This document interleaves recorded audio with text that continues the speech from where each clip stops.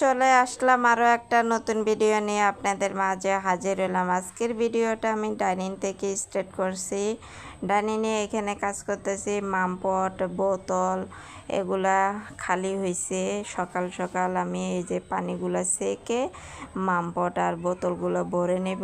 ওদিকে আবার জানালা দিয়া মিনিকে ডাকাডাকি করতেছিলাম। আমার মিনি বসে বসে ঘুমাচ্ছে, শুয়ে ঘুমায় না, বসে বসে ঘুমাচ্ছে। আর ওদিকে আমার হাজব্যান্ড, আমার ছেলে, ওরা এখনও শুয়ে আছে।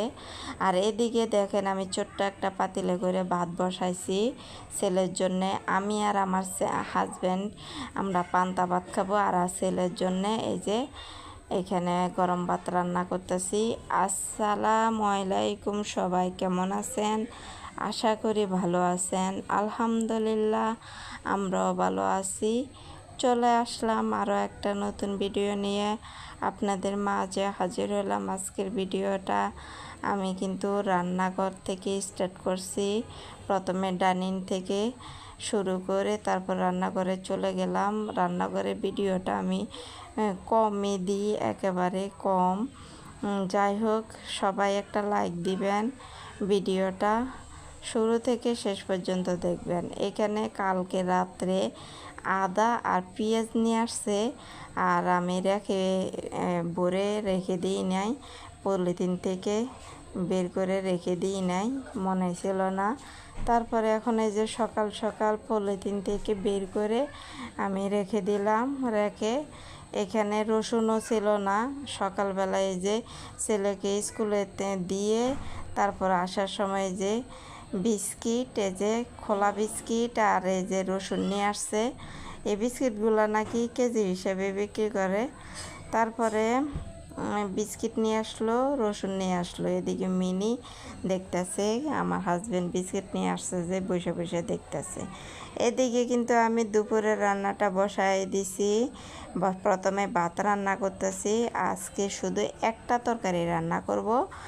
আর এই যে একটা তরকারি, বরবটির তরকারি। ওদিকে কালকে যে বরবটি ভর্তা, মরিচ ভর্তা এগুলো করছি না, ওগুলো কিন্তু একটু একটু আছে, গরম পানি করে রাখছি তরকারিতে দেওয়ার জন্যে। মাছ দিয়ে বরবটি তরকারি রান্না করব।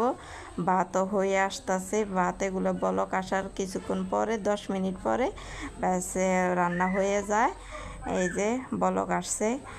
এই যে ভাতগুলো নামিয়ে তারপর আমি এখন এই যে মাছ ভাজে, তাই হালকা ভাজা দিব, মাছ বেশি ভাজা দিব না।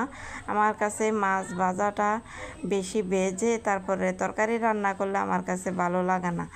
তারপরে আমি হালকা ভাজা দিয়ে তারপরে বরবটির তরকারিটা বসায় দিব। ওদিকে দেখেন হঠাৎ করে দুপুরবেলা এত বৃষ্টি নামছে। এই বৃষ্টিটা শুরু যখন হয়েছে তখনই আমি ভিডিও করছি। আর তারপরে কিন্তু অনেকটা বৃষ্টি পড়ছিল। তারপরে আমি বেশিক্ষণ বৃষ্টি ভিডিও করি নাই, অল্প একটু করছি। আর বারান্দাতে দাঁড়িয়ে দাঁড়িয়ে থাকতে বিরক্ত লাগে, এই জন্যে মানুষজন, আমাদের রাস্তাটা পাকা হওয়ার পরে না রাস্তাটা উঁচু হয়ে গেছে। মনে হচ্ছে আমাদের এই যে বাসার থেকে মানুষজন মানে দেখা যায় বেশিরভাগ। এই জন্যে এখানে দুপুরের রান্নাটা আমি একেবারে কমপ্লিট করে চুলা মুছে তারপর ভিডিওটা আবার স্টার্ট করলাম। কি রান্না করলাম, কিভাবে রান্না করলাম দেখালাম। ভাত আর এই যে তরকারি, ভর্তা ফ্রিজে আছে কালকের ভর্তাগুলা, ওগুলা নামিয়ে যখন খাবো তখন নামিয়ে নেব। এখন আমি ডেকে ডুকে রেখে দেব। তারপর গোসলও করব আমি আবার। ছেলে তো স্কুল থেকে আসা নাই এখনও পর্যন্ত।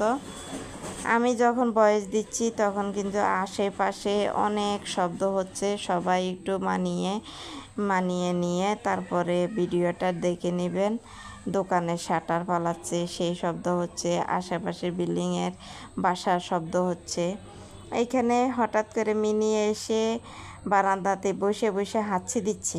ওর ঠান্ডা লাগছে, ওর 2 দিন পর পর ঠান্ডা লাগে, কোথায় থেকে জানি না।